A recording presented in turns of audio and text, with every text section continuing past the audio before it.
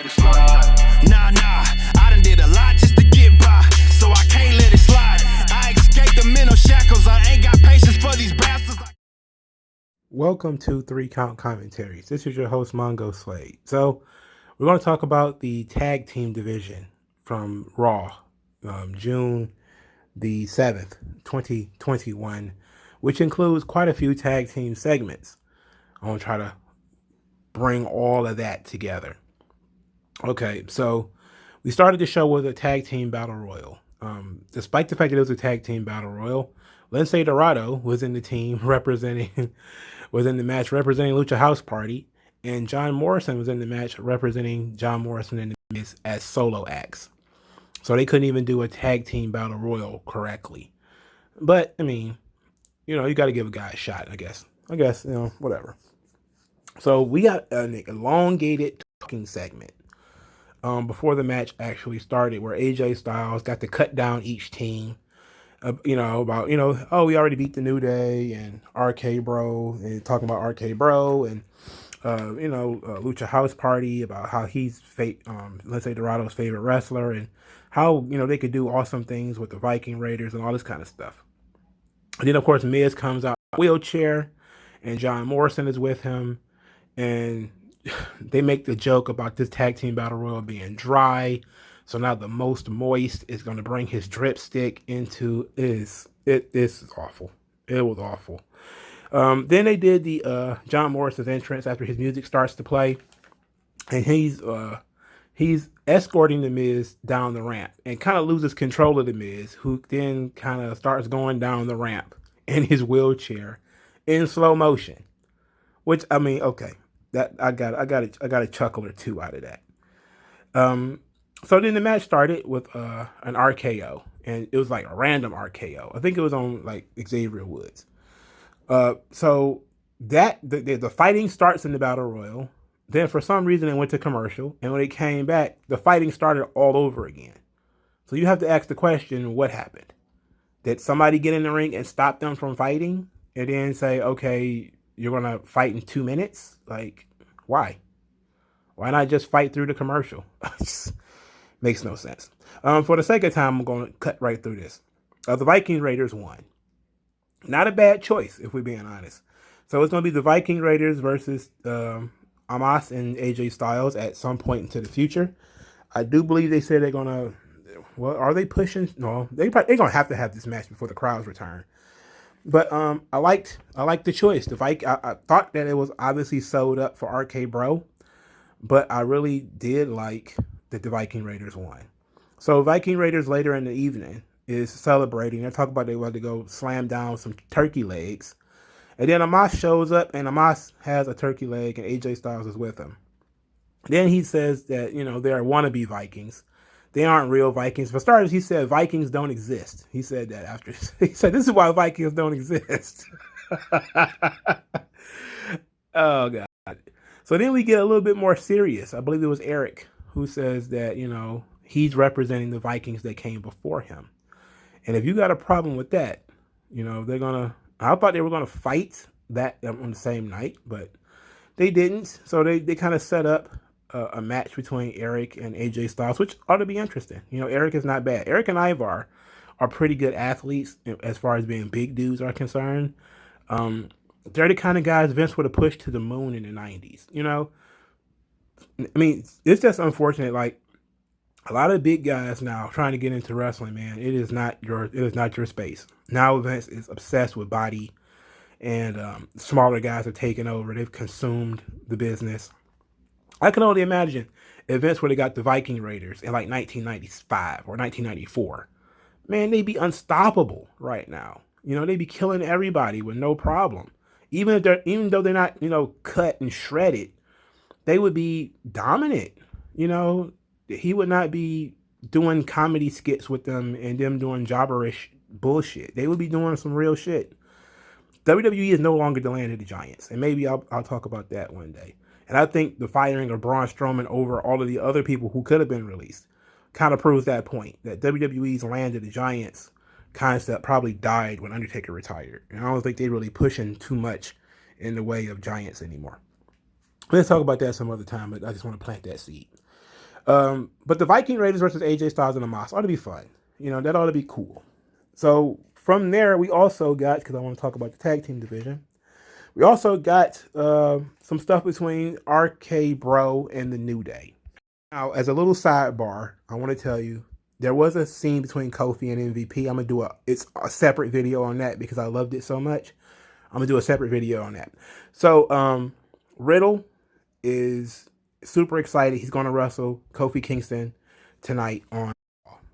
So, this leads to a pretty interesting backstage segment where earlier in the show, of course, Randy Orton had taken the key to Riddle's mouth and chucked it, or put it in his pocket or whatever.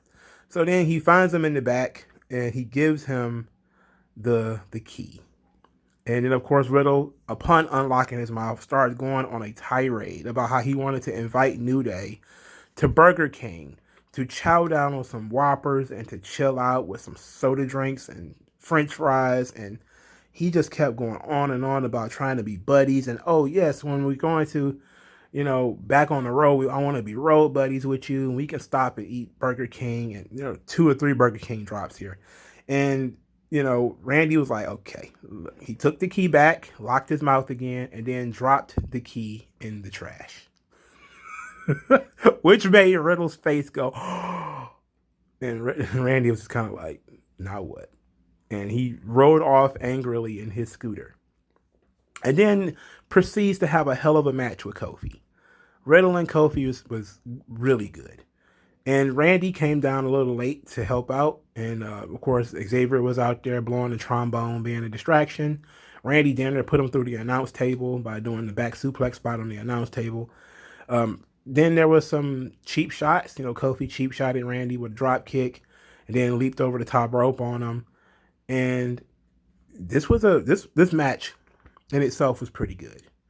You had Riddle going back to doing Randy's moves again. He did the hanging DDT, prepared for the RKO, got it countered.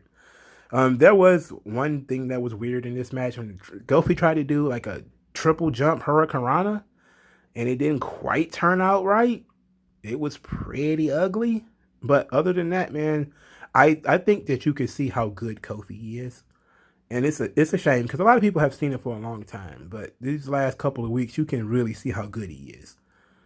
Dude is good as a solo act. He's good. Good promo and good worker. Just needs some help with his characterization and personality and stuff. But Kofi ends up winning with the Trouble in Paradise.